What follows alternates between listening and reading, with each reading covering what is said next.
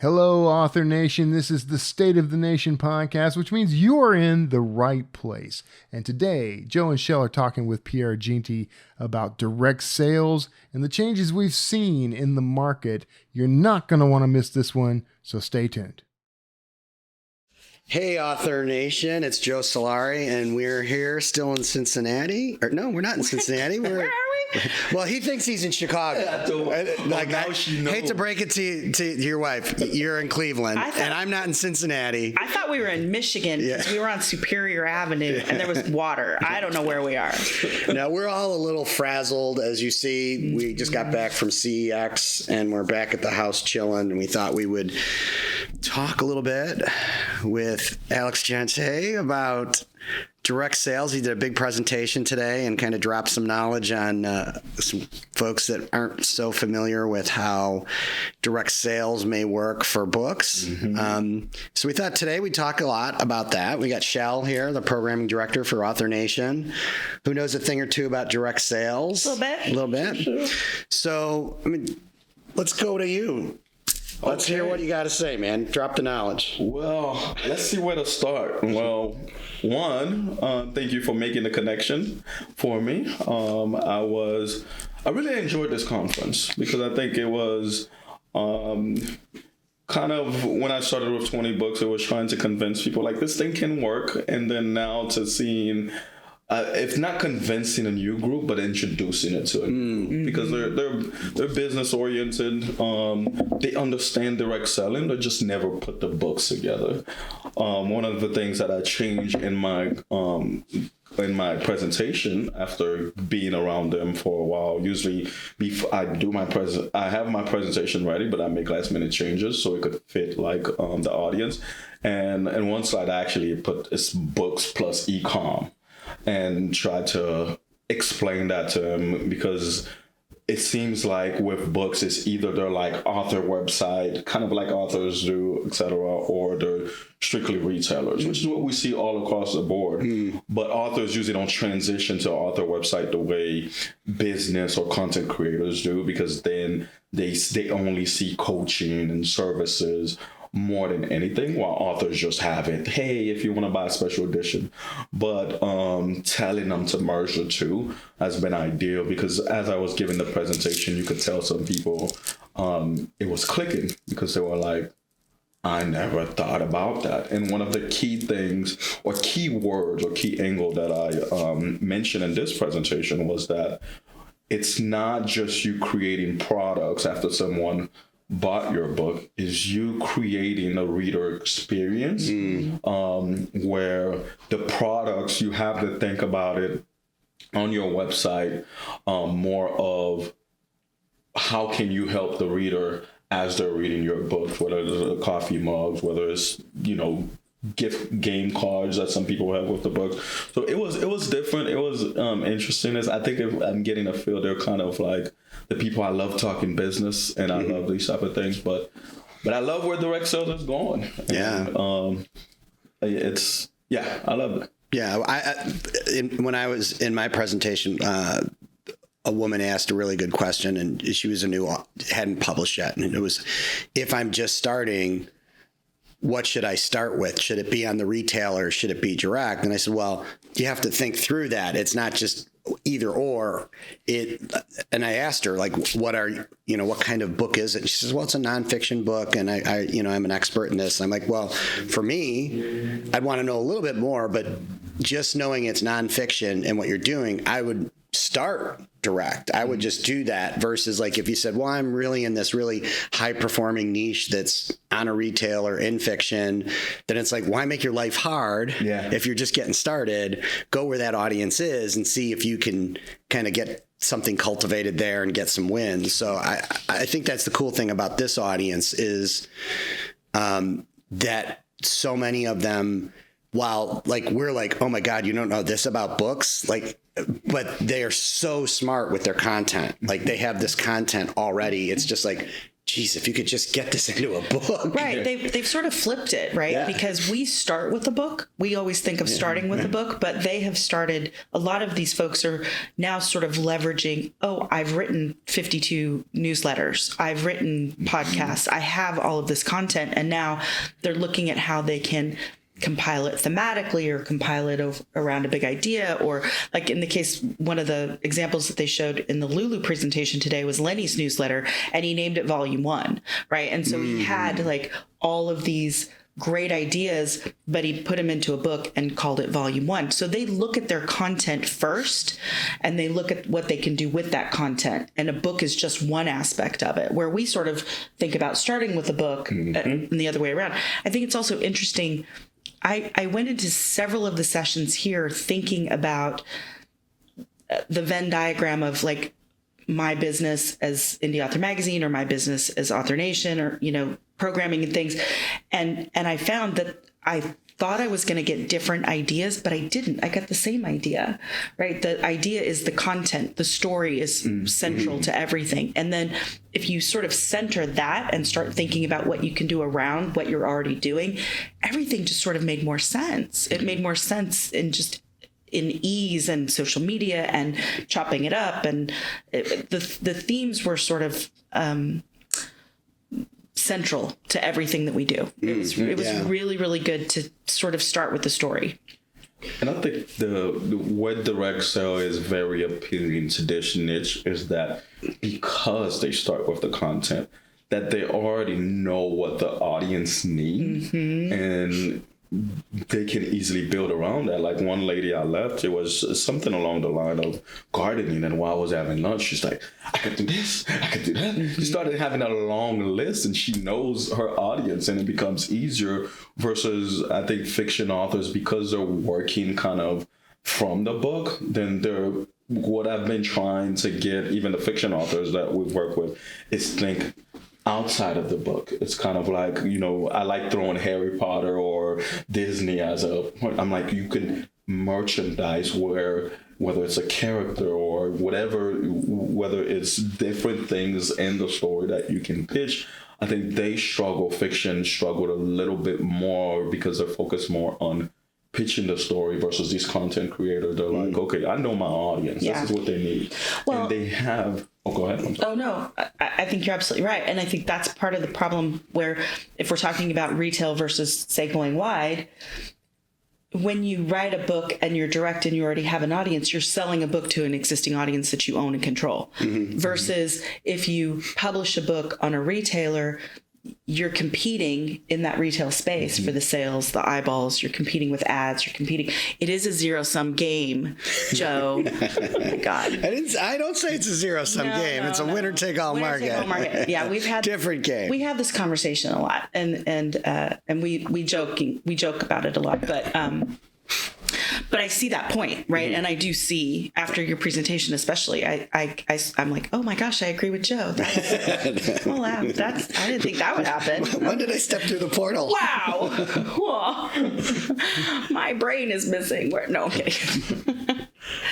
I found that this conference in particular, it sort of flipped things on its head, right? Especially in the context of everybody here was direct first and thinking of direct first because they are already prone to have an audience. And I think our fiction writers would do well to sort of think about that now a little bit more. Well, if you think about Justin Walsh, who what was it, 7 million that he's done basically with courses that are less than 3 courses. Yeah, 3 courses. None of them cost more than $200. Yeah, $150. Yeah. His newsletter is inexpensive, $9 a month or Saturday Solopreneur. No, that's free. But then his templates are $9 a month. I should know this because I'm on his team. I am too. Yeah, I am too. But think about this. Like, we're on that.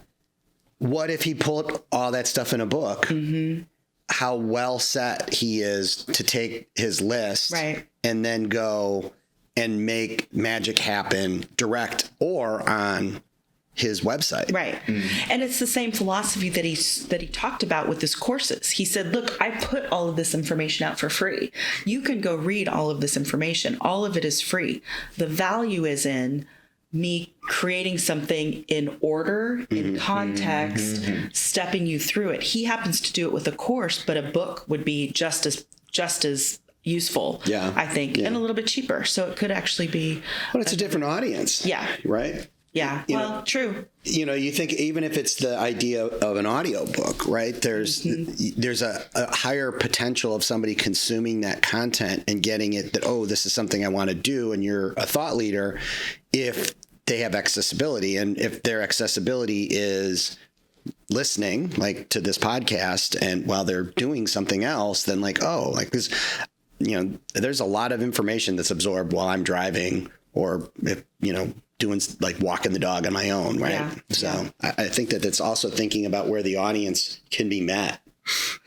And I think one of the things that this crowd has that makes direct so ideal is that it's far more scalable. Being that, yes, they could go direct with the book, and then from there on, they could offer the course, they could offer coaching, offer subscription. There was so much, and kind of why I got into, and I explained this in my session, why I got into teaching the authors. It wasn't because I couldn't sell. Right? I see that sometimes, but it was because when I try to scale the poetry aspect, it was like, I went to the membership and it was hard to manage because it was like I had people come in, they want to see me write poems, but they want to hear about heartbreak. I didn't have something that is so niche that I could create a subscription, create courses, and I just went straight to teaching authors. But I had a guy who we're helping, who he is a consultant. He has this high ticket coaching program, and his idea was, what if I just use the book just to do everything on the front end?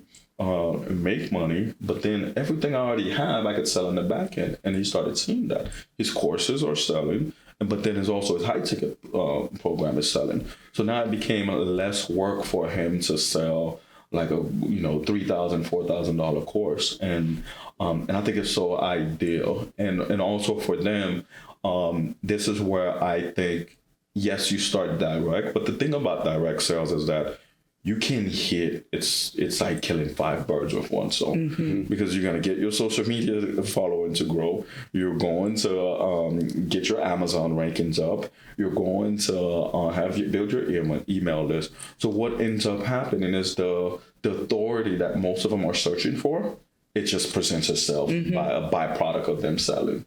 So I think it's such an ideal point for this group, the people at this conference, and also too, some of them will fight. The fight that they'll have to go through right now is social media changing. In some AI. Yeah. So that was a theme that ran through all of it. I mean, there was one session where the presenter said, how many of you love being on social media? And like 2 people, none of us like being on social media, right? It's a necessary evil. Most of us find that it's a necessary evil. But I think what was interesting was they talked a lot about your core work, like what is your long form work and how that is your legacy. That is your core. Like how many people remember a tweet? No, but how many people can hold up a book, right? Yeah. And I think they talk specifically about James Clear and Atomic Habits and some of the others, that they have such a long shelf life. Like the first year that Atomic Habits came out, it got to number 25. The next year it went to number 1. The next year it went back to 5, and then the next year it went to number 1. That's over 5 years. Like it's a long tail. Whereas social media is a blip. Even if it goes viral, it doesn't have the longevity, right? Viral is a moment. Well, the other one I think about is Shane Parrish from Farnham Street with his new book, Clear Thinking, which is stuff he's talked about on his podcast. Right. He's got a mailing list, and then he finally gets this book written in the audiobook, and it goes to number 1 in the Wall Street Journal bestseller list, all from his mailing list, right? Because he built up that audience. So when he went into this new space, it just blew up. And then when it's showing up like that, other people that never even heard of that. And then guess what do? They're like, oh, this dude's got this podcast. You go to the podcast to see all the people he talks to in the past. You're like, holy cow. Like, so there is these big feedback loops that are really interesting to It's a flywheel. It's a oh my God. It's not a funnel anymore. It's a flywheel. One of the other themes that I saw that was threaded throughout this is not building on rented land. Although the key to all of that, while you can still use the SaaS, companies, you just make sure that you're using ones that you own and control the transactions. So one genius idea that I saw was they were writing a newsletter on Substack, and they had subscriptions on Substack. So they got paid for those. Then they took that content and turned it into a book and sold the book. They got paid twice for the same content. So smart, right? And then they turned it into merch, and then they turned it into social media, and then they turned it into private communities, and then they turned it into all these other things. So it just became, an entire ecosystem of things that you got paid multiple times for. Same content, but just... And I don't think... And the thing that I don't think people realize how doable, I guess, that is. Because in 2018, I believe, late 2018, when I was trying to figure out what was going to be my next marketing approach, what I ended up doing was I wrote a poetry book to give out for free, but they had like a main theme where it was inspirational, and I put it out there for free. It was like, go to wateronyoursoil.com and download the book. And even though it was free, I started to have a large group of people telling me, we need a physical copy. And so now it's like, we're like, you can go get it for free, and as you download it for free, do you want a physical copy? And people will pay for it. Same content, same interesting. Everything. You could always, there's a lot of opportunity to just double dip in there. Especially with authors, some of them are doing it with all these special editions. Same book. Special editions, sprayed edges, 4-edge printing. People love that. Love it. So it's 2024. You've been talking about direct sales. I mean, we first met 2021. Yeah. Right.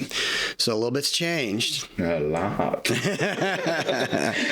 Let's talk about that. Let's talk about the change, because let's be real. Like, you and Katie at the old conference was probably a big part of what kicked off a lot of interest in direct, that panel that we did. And now every place you go, everyone's talking about Shopify. Everybody's an expert. Everybody's giving the middle finger to Amazon and trying to get their own thing going. Like, what are you seeing? What are you observing? Like, what's systemically changing? What's going on with how, people are seeing success and failure present? I'm just real interested to get it's been a while. So like, I'm really interested in your... One, I have to say you're also a big part of that, because I still remember the conversation. You're like, you have to come to the conference. I'm like, I don't go to conferences. He's like, I promise you, your life's going to change. and since then, look at that. And now you're at this conference, right? But yes, a lot has changed. One, I do love the fact that a lot more people are talking about it. But two, on the flip side of that, I really dislike how some people approach it. Because I think it's good that I've kind of refined my approach with this when I'm telling people about it. I'm more being transparent when it comes to, hey, you are building a book business. Understand sometimes it takes capital. A lot of the times this take capital. Is that, look, building your Shopify store. Because what I've seen over the last few years is that people still think it's still like Amazon, where you just post and just wait on the money to come. Versus you have your Shopify subscription, you have you have the apps that you're buying, you maybe have the email list if you already passed the threshold. So I think now I think that part is going to start settling in, and has settled in for people based on the failure and seeing, hey, if I can't get my store going in the next 2 months, it can cost me. It's not just uploading the files on KDP and that happens. One of the big things that I'm seeing that I think is changing is the approach one, authors are changing their mindset about pricing and the product and the value of their product. I'm big on telling them, in terms of you building direct, you have to consider the pricing of your books. Yes, you have to stay within the market range of, ebook. Maybe it's $7.99, $8.99, $9.99, but not $2.99 because there's no way you're going to survive. Yeah. And also too, on the flip side is that yes, you could have a series, and you can sell it maybe for a good discount. But don't keep throwing everything you have for 50% because that is not attracting the right buyer. Yeah. You're like operating as Dollar General. Yeah, like that's like, who's your customer, right? Like, I remember seeing this guy talk, and he did these tennis experiences. I wish I could remember his name. He had a marketing system, saw him at Converted years ago, and he was explaining how he had this thing where there'd be a U.S. Open, people would come, and you would stay at the hotel where the pro tennis players were, and you would play with the pro tennis players, and you would get coached by, U.S. tennis pros, and you had this experience like this around whatever that U.S. event was. And he priced it the first year at some really what he thought was a good price. And then he realized people were coming to this event on their private jets. Oh, man. So like the context for what your customer's prepared to pay shouldn't be limited by what you think they should pay, right? Like you may have people that love your books that have their own private jet. Right. That's one of those, congratulations, you played yourself. And I think that's, I blame somewhat Amazon, but also I do believe, and saying this respectfully, I do believe not enough authors have the business sense in it, that they do not see their book, is a better way to say it. They do not see their book as a product. Right. Therefore, they don't treat it as a business. So in their head. Well, and to add a little bit on that, sometimes they don't value their product as much as their customer does. Right. There's that. Yeah. And I think part of it too is it's because it's a creative work. So for them, that's a labor of love. There's emotion in it. It's their baby. It's tied into that. So I think sometimes we have a little bit of humility where we don't need that humility, right? We should be proud of it, but we should look at it as a product. Yeah. To your Soon point. they ask me for price, and I'm like, look, you're building a book business. Business need cash flow. Right. Yep. It needs income. You cannot do that. And a lot of the people who we've helped, they push their prices up, and they're like, okay, nothing has changed. People still buy it. And I think enough authors need to stop thinking that you have to liquidate your products in order to get customer. And I've never explained that I did a piece of that in the beginning, especially when I was doing the freebie.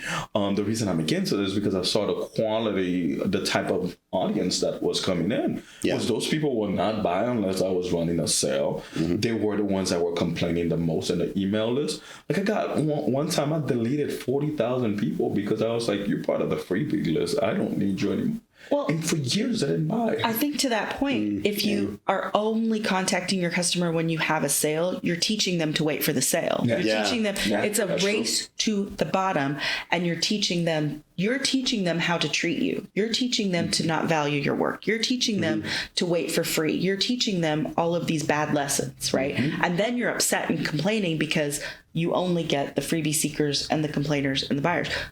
Congratulations, you've played yourself. Yeah. The theme of the call. And I do think that's another thing that I feel like is going away in 2024, a lot of the freebie concept. So too. I think it should. I think so. I saw someone send an email who they were very, adamant about the freebie, and they're like, it has worked for some people, but we're going away from that. And I think that has been ideal because it's not necessarily it's not sustainable, especially with ad costs rising. Yeah, there's too much competition. It is difficult to maintain that. But also too, what I'm loving that is changing with direct sale is just the opportunity with all the social media platforms adopting shops. I mentioned Joseph to you, which is, he was one of the done for you client we had, and we helped him build his store. And soon he built it in 2023. We went straight to Instagram shopping partners. Okay. This is where Instagram, you could tag the product, but anyone can market you, an influencer. You tag the product, they could buy it directly on their website. So me and Morgan, we took advantage of that, where we saw crazy amount of profit. We'll pay an influencer like $300 and make $3,000 out of that. But what is interesting is right when that started to die out, TikTok Shop really took off. And like in the last quarter, this guy. Well, before you dive into that, I want to double click on what you just said. Why did you? What's your assessment of why you felt that quit working? Was it that influencers weren't delivering, or was platform changes? The platform changes. So tell me about these platform changes. What we see on social media, especially with Facebook, by Facebook or Meta, I mean Facebook and Instagram. Yeah. I'm always putting them together. Is that ultimately everything they launch is like a big test. So, and what I try to do is sit to find these opportunities, because we keep the ads going, but we look for these type of opportunities. So when the first day, Mark Zuckerberg, literally, I saw him tag a product on his page, and I'm like, I could buy this now. I went on the back and I was like, what the heck it is? So soon, 2022, we rolled the wave. Well, when they are launching these tests, they give all kind of incentive. So it was like, you get free checkout. They were offering the customer 20%. So like, we were riding the wave. But ultimately, they have enough data to pull back. And we've seen it, whether when they were paying creators for Reels. It was like, you get 100,000 views. That's like $3,000. Now you get 100,000 views. You have to collect it in a cup. So I've seen it change. But what we noticed in 2023, I don't know if it's because TikTok came so strong with Shop that Facebook did not know what to do. They started pulling back. And I think also, too, they started trying to, and they like to deal with the problems after. They started dealing with a lot of the sales tax and trying to figure out that. So initially, the reach died down, everything died down, and we're playing these influencers, and we're not getting the same results. For a while, it was like it would work on the carousel on the Instagram feed, but then it was stories. When they were pushing stories for a while, then that pulled out, and we were just like, nothing is working. But as always, like the people we work with, we're like, okay, if the opportunity is not here, there's somewhere else. TikTok Shop was right around the corner. And Joseph actually jumped on TikTok Shop. We saw this book, it's called Shadow Work. And it was very popular on TikTok. And he's like, you could follow that. So I'm like, I don't have time to get on TikTok because I haven't been working on my own brand. But you guys do. You need to go. And I think he hit November. He went on TikTok Shop, started going. Then it's the same concept. By December, his book started getting a lot of volume. But then they also have an influencer part of it. And it's brilliant. If I could break it down a little bit. Please. Why it's so much better than Facebook. It's TikTok, where I think they're succeeding at is that they're a lot different than Facebook. It's Facebook, they've built it like Facebook Marketplace or Amazon Marketplace, meaning anyone can sell your product and make money off it, make some kind of affiliate commission off it. Versus on Instagram, you had to be an influencer. You had to have the tag feature. You had to have that. Versus on TikTok, it really worked like Amazon Marketplace. Is that you could create an Amazon Seller Central account and order the product and sell the product yourself. As long as you're making profit, you decide.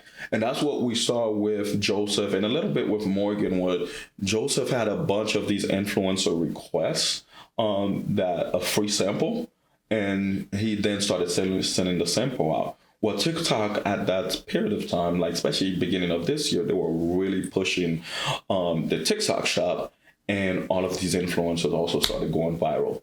So he has a video with 2 million views.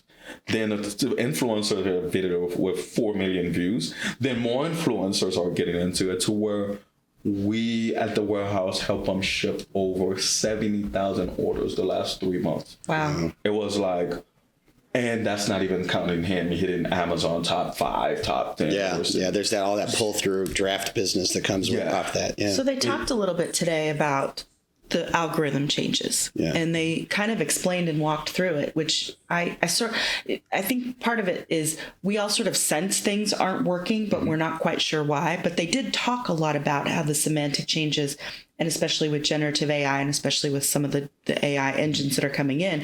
So before it was, you could run an ad and you could know with sort of certainty that you were hitting an audience.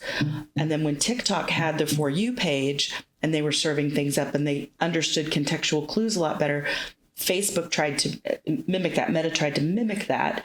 And so that's why you were putting things in your own group and it wasn't hitting your group. They were showing it to people that they thought they were trying to do predictive to show it to people, and it wasn't hitting the right audience. Like they were just missing left and right. So now they've made changes to Facebook groups, like you can't go live. It's one big test, like you said. Everything is being tested. And I think they're chasing TikTok and they're not catching TikTok. TikTok I believe they are, because I think I've seen the shop. One, I think the TikTok ban conversation is affecting it, but I think TikTok started testing the video, shopping. I think I had a talk with Joseph, who pays a lot more attention of it, and they were doing what Facebook was experiencing a bit more. I think close to this summer, where you can go the entire generative AI, you will see the same type of ads on your timeline over and over and over. So when I had to do a video about it, because my entire timeline was get 50% off this book, and I was like, okay, this is the same group of authors. Well, I think they launched a video aspect of because they changed some of the rules with the video content you can create as someone who has a shop, because I got in a violation, but they started overly pushing those that people were being turned off and they pulled back. And that's how these platforms work, is that anytime you see the platform is having problem, it's usually not because the platform itself is having a downtime, it's they're changing.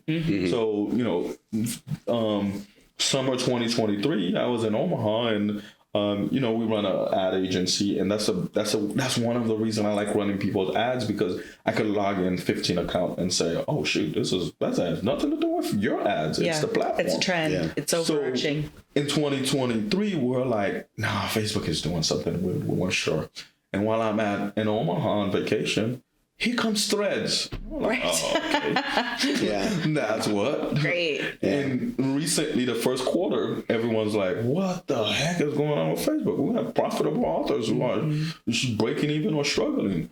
Here comes Meta AI. Here comes, I like it, but I highly dislike it, because it's one thing that they make these changes, but it's one, unless you're informed enough, you can't really detect them. So, like it's like a lot of people now talking about broad targeting, which that's essentially how I sold all my books in 2020, because they were forcing it on me at that time, as I was, I had a credit line with them and doing more, versus now they couldn't recommend it enough, but people were missing the target when they're using interest. They never told anyone anything. And then all of a sudden, when they have all of the data and a certain group of people now know, like, hey, if you're going to use interest, consider that going broad as well, or at least, lookalikes are fading. And that's the difficult part, is that if you're not in the trenches with those, the platforms are going to change, and it changed both for paid and organic. So yeah, it's a lot of that changing, but I think it essentially is better for direct sales, because the more you look at direct sales, the more the behavior, because the behavior it's changing, but beneficial for direct sales, because not everyone, but a lot of people are buying on TikTok Shop, Instagram Shop, YouTube Shop. It's the same thing with the Reels. I say rotation per se, is that soon Reels came into, well, TikTok came into play. It wasn't Reels, but soon TikTok came into play. Was that everyone adapted? Yeah. It was YouTube Shorts, all of it. Pinterest had their own little thing. Short form video.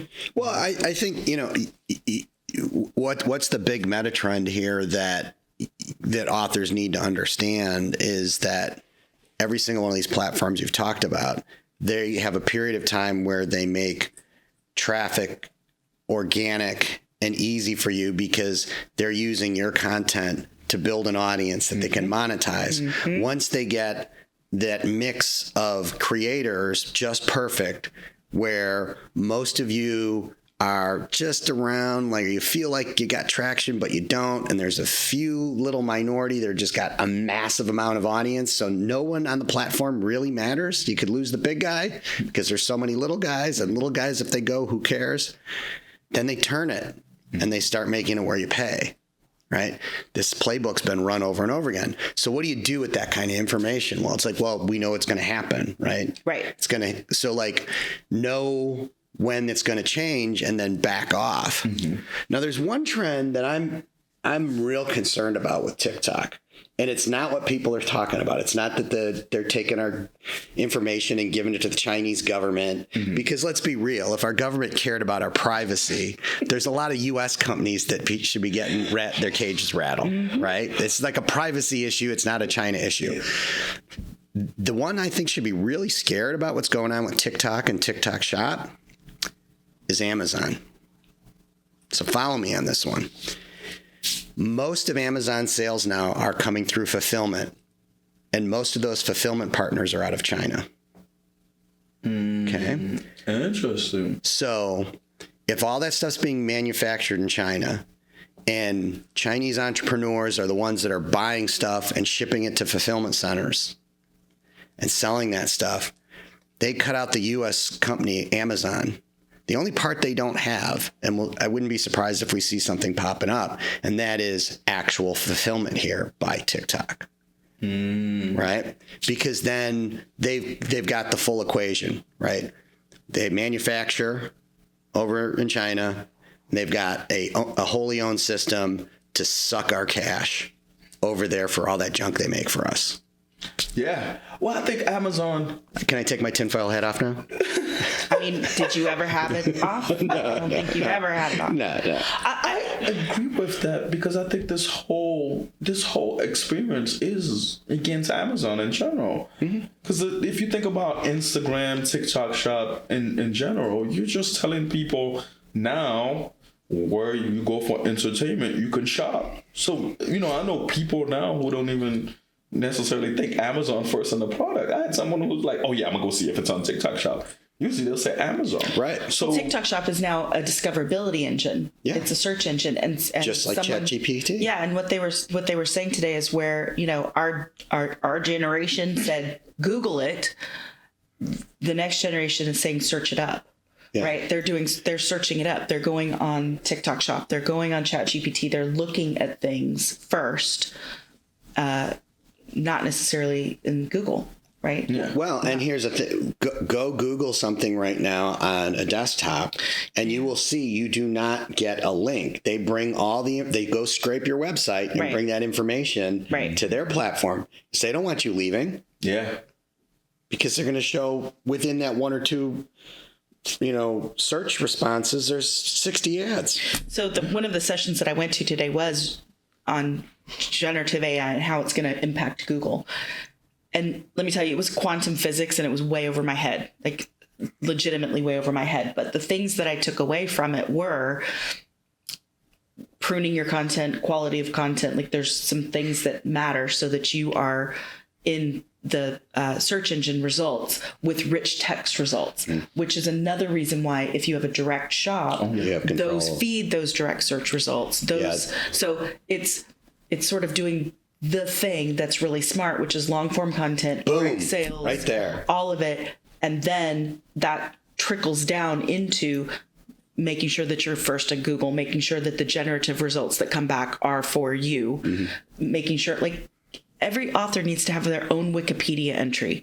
That's just one of the smartest things you can do to go along with your shop to start teaching the algorithms who you are, what you do, what you sell, what your books are about, period, because it all feeds into it. It's a circular, snake now. Yeah. So. Well, and that's the other part of this that I think people forget. And I think this is something kind of circling back on one thing you talked about is what happened with broad targeting and Facebook using AI. People are like, why isn't it working anymore? Well, it's like AI is the fastest way to regress to a mean there is on the planet, because it's trying to find out the optimal answer for everyone. Right. So it's, as it goes along, it comes to the point where it says, this is the optimum audience for you. That's what you're getting forever, because I've decided in the beginning, it's figuring things out. But once it comes to its conclusion, that predictive engine quits predicting. Well, everything is as dumb as it's ever going to be now. True. Right? True. And that's crazy. It is. It's as dumb as it's ever going to be, right? So if last year we were at the brain of a bumblebee and right now we're at the brain of a squirrel, next year we're going to be at the brain of a human. It's the cycle is so fast. So it behooves us to think about what we're doing in terms of content and in terms of discoverability, right? There's 3 sort of levels that a lot of people were talking about this week, which is social media is your discoverability engine.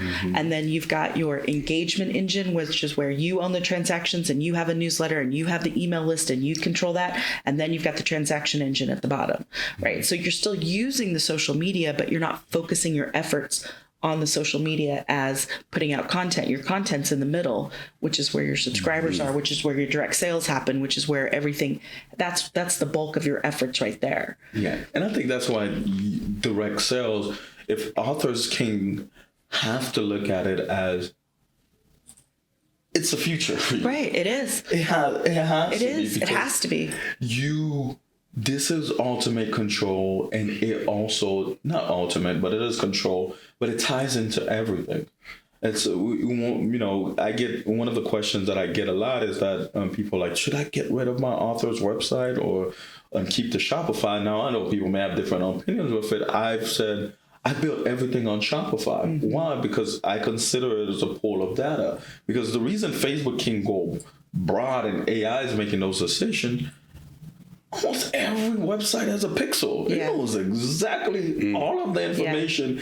And if you do as much as you can on your direct shop, you are ultimately feeding that machine the proper information for your audience. So by the time you're connected to TikTok, you're selling on TikTok Shop, you're connected to all of these platforms, you're training it to say, this is my ideal audience, and that it puts you in a better position. Right. So I kind of saw a version of this in 2020. Matter of fact, it was 2021 when I was talking to you. I was building a website where it was just around my her book, and it still exists. I had a few issues that was going on that I haven't finished building that. But the idea was this whole website, this whole ad account, this entire email list is dedicated to the brand her, where my book became a brand.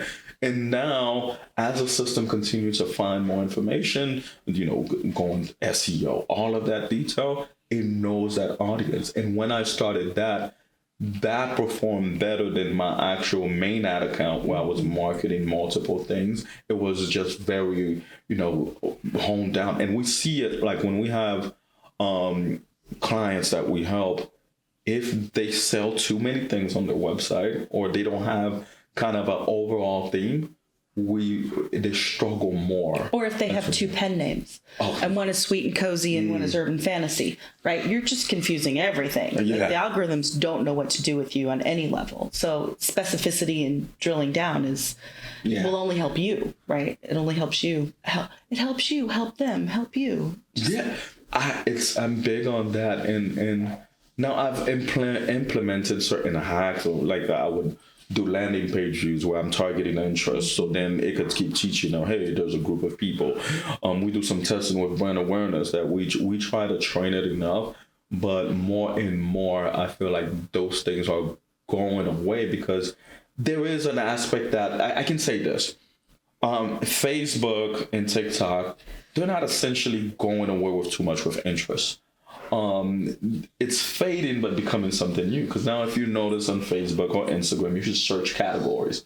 If it's sports, if it's there, the ancient stuff is still, still categorized in some content, but now it's not, in a sense, before where it was more guessed. Because if you target authors, it could be an author, it could be a guy who likes talking about authors. Versus now, if you target author, it is going to be, the AI is going to make sure it holds you down to authors, which is more effective. But if you could can kind of train it to take you into that pool, then you could start training it to teach you that. But you need to do the work on the landing page, on the product page. You need that congruence between all of it.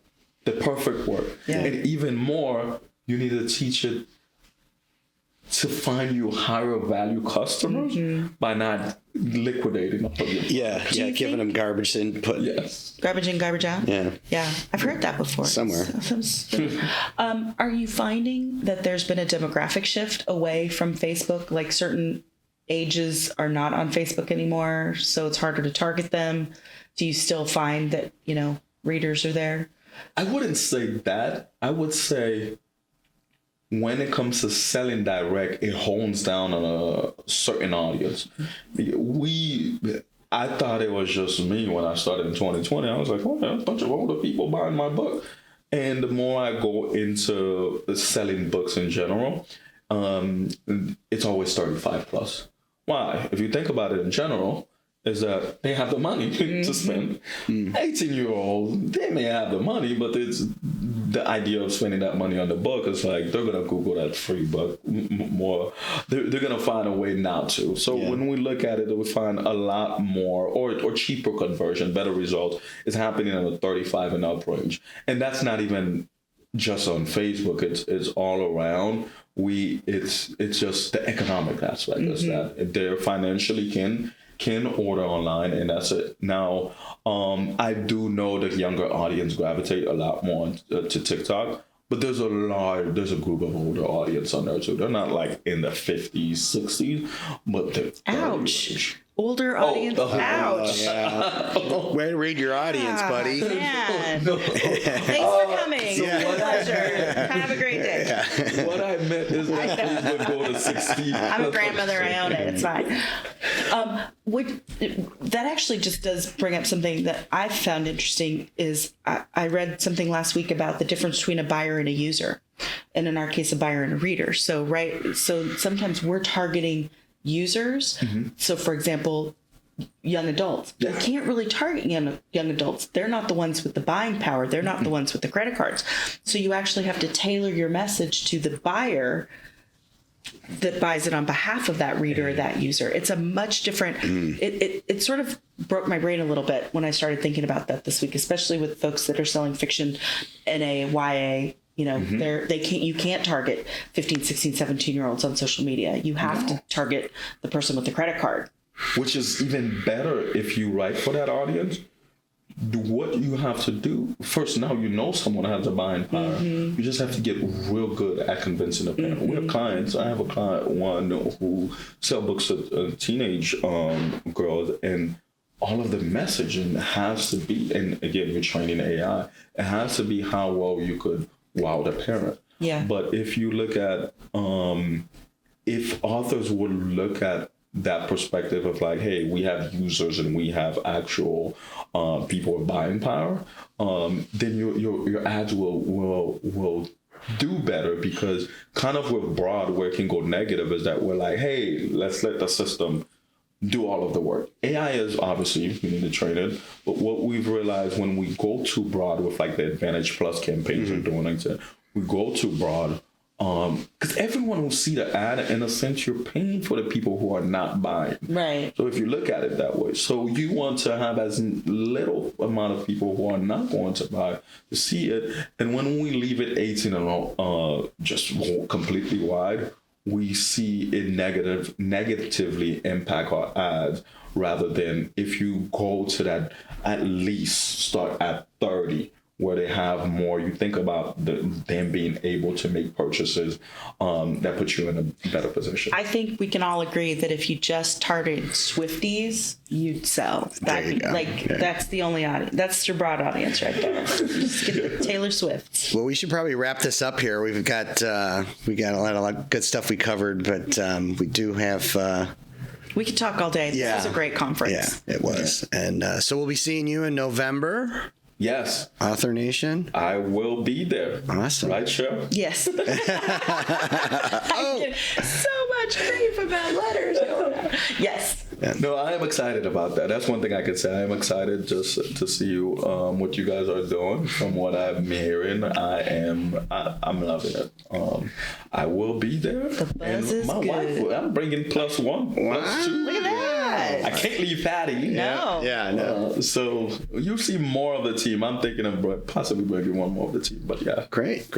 Well, we love to have you there. And you've been a great asset to the community, helping people figuring out all these fun new tactics with Shopify and selling nonfiction. So appreciate you coming on the show and sharing this. You want to, do a little shameless plug here at the end and talk Tell about everybody where we can find you. It's a little smoother next time. shameless plug. Let's just call it what it is. We're Author Nation. There's no beating around the bush. Sure. It's all timeshare. 7figurebuckbusiness.com/book.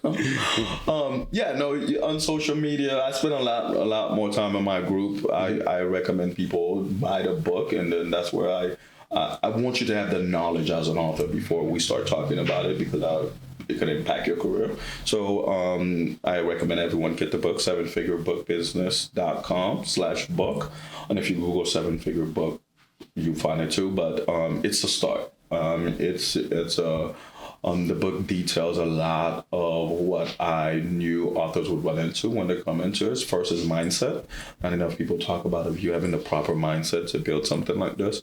And then obviously understanding how all of it connect and where you can succeed. But yeah, that's where you will find me. If you get the book, you'll find me everywhere else. I have found you at 3 conferences already this year. You will find me in conferences. We've been all over the world together this year. Yep. And if you want to find him at another conference, then come to Author Nation Live. Get your tickets now. And, November 11th through the 15th. Yeah, and we'll see you there then. All right. Thanks a lot. Thank you for having me. All right. Yeah.